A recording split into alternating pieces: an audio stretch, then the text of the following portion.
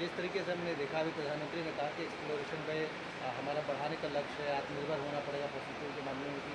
दुनिया से कहा कि भाई आपके पास भारत में निवेश करने का बेहतरीन मौका है। कितनी बड़ी अपॉर्चुनिटी होगी आपकी इंडस्ट्री के लिए? हमारी इंडस्ट्री के लिए एक्सप्लोरेशन बढ़ेगा बिकॉज मैक्सिमम एक्सप्लोरेशन में सीमलेस पाइप की बहुत रिक्वायरमेंट होती है। एंड हम भी कंटिन्यू अपनी प्रोडक्शन और अपनी कैपेसिटी और जो भी वैल्यू एडिड आइटम ओएनजीसी या एक्सप्लोरेशन में लगते हैं उसमें हमारा पूरा है और सहयोग है। और मेक इन इंडिया में हम भी विश्वास करते हैं। हमारी ग्रुप कंपनी है जिंदल ड्रिलिंग इंडस्ट्रीज लिमिटेड, उसमें भी हैव ए 6 रिग जो पूरा ऑयल एक्सप्लोरेशन में लगे हुए हैं। और फ्यूचर में जैसे जैसे ओएनजीसी की रिक्वायरमेंट आएगी या ऑल इंडिया की रिक्वायरमेंट है तो हम उसमें रिग और बढ़ाने के लिए भी तैयार हैं। हमारी कैपेसिटी भी हम बढ़ा रहे हैं। आने वाले टाइम में जो भी ग्रेड्स सब हमने लास्ट 3 साल में जो इंपोर्ट हो रहे थे 100%, तो वो सारे प्रोडक्ट इंडिया में डेवलप करके आज हम ओएनजीसी ऑल इंडिया और उनको हम सप्लाई कर रहे हैं रेगुलरली। ये 100% इम्पोर्ट सब्सटीट्यूट है।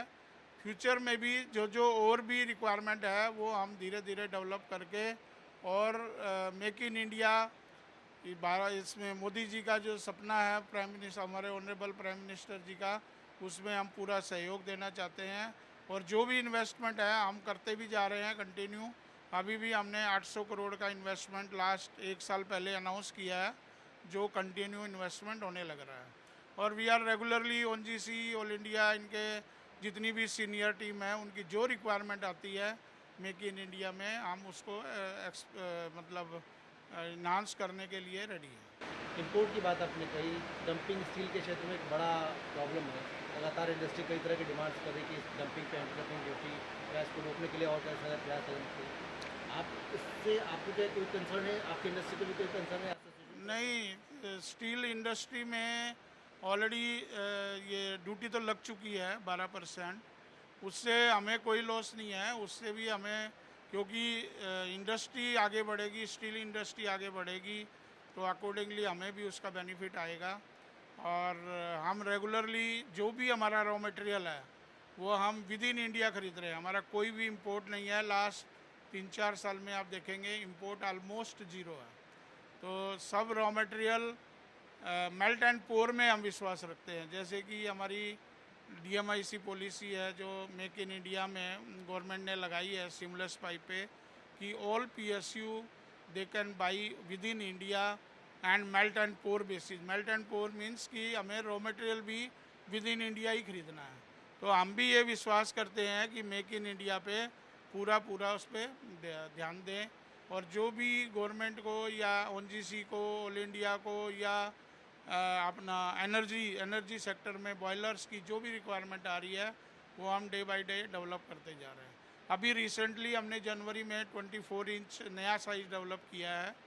अभी तक हमारी कैपेसिटी थी 1/2 inch to 20 inch. Recently India में we are the number 1 already, but 24 inch भी हमने विद इन इंडिया डेवलप करके अभी प्रोडक्शन भी स्टार्ट कर दी है। दूसरा हमारा पीयूष गोयल जी से, कॉमर्स मिनिस्टर साहब से भी हमने निवेदन किया था कि सीमलेस पाइप चाइना से, बेसिकली मेनली चाइना से बहुत ही चिपर रेट में इंपोर्ट होने की वजह से हमारी इंडस्ट्री हर्ट होती है। उसके लिए हम रिक्वेस्ट कर रहे हैं उनसे एंटी डंपिंग ड्यूटी और एंटी सब्सिडी ड्यूटी में वो जो भी प्रोविज़न कर सकते हैं बेस्ट वे में। तो पीयूष गोयल जी ने हमें आश्वासन भी दिया था कि आप एप्लीकेशन और जो भी डाटा हमको सबमिट कीजिए, हम उसका इमीडिएट एक्शन लेंगे। दूसरा इसमें BIS क्वालिटी कंट्रोल लगाने के लिए हमारी फाइलें काफ़ी आगे तक जा चुकी है। तो उसमें भी हमारा गवर्नमेंट से ये निवेदन है कि ये जितना जल्दी एक्शन हो जाए क्वालिटी कंट्रोल, क्योंकि चाइना का जो मटेरियल है इंपोर्ट के साथ साथ थोड़ा चिपर क्वालिटी भी है, बिकॉज वो थिकनेस में काफ़ी कंप्रोमाइज़ कर लेते हैं।